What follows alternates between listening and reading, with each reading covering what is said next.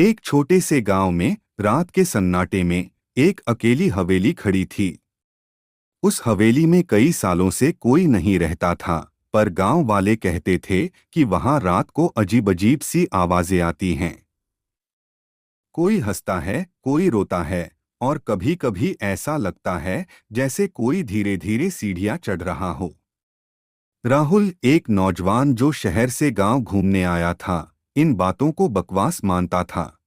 उसने ठान लिया कि वह एक रात हवेली में बिताएगा और सच का पता लगाएगा। अपने दोस्तों से शर्त लगाकर वह अकेले उस हवेली में चला गया। रात के 11 बजे थे। हवेली के अंदर घुप अंधेरा था। राहुल ने अपनी टॉर्च जलाई और चारों तरफ देखा। पुराने फर्नीचर, टूटी खिड़कियां और धूल से भरे कमरे, सब कुछ वैसा ही था जैसा उसने सुना था। अचानक उसे एक हल्की सी खटखट की आवाज सुनाई दी। वह रुक गया। शायद हवा से कुछ गिरा होगा, उसने खुद को समझाया।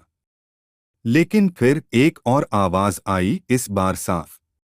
कोई फुसफुसा रहा था, राहुल, उसका नाम। उसका दिल जोर जोर से धड़कने लगा। उसने टॉर्च इधर उधर घुमाई, पर कोई नहीं दिखा। कौन है, उसने चिल्लाकर पूछा, लेकिन जवाब में सिर्फ सन्नाटा था।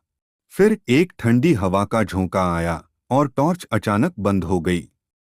अंधेरे में उसे लगा कि कोई उसके पीछे खड़ा है। उसने पलटकर देखा, पर वहां कोई नहीं था। लेकिन आवाज फिर आई, राहुल, मेरे साथ चलो। यह अब और करीब लग रही थी। उसने भागने की कोशिश की, लेकिन उसके पैर जैसे जम गए हों। सुबह जब उसके दोस्त हवेली पहुंचे, तो राहुल का कैमरा और टॉर्च वहां पड़े थे। उसका आखिरी वीडियो रिकॉर्डिंग में सिर्फ इतना सुनाई दे रहा था, एक अनजानी आवाज जो बार बार कह रही थी, मैं तुम्हें ढूंढ लूंगा। राहुल का कहीं पता नहीं चला। गांव वालों का कहना था कि वह हवेली किसी साइको की आत्मा का ठिकाना थी, जो अपने शिकार को अपनी बातों से बांध लेती थी। क्या वह सच था या राहुल कहीं और चला गया था?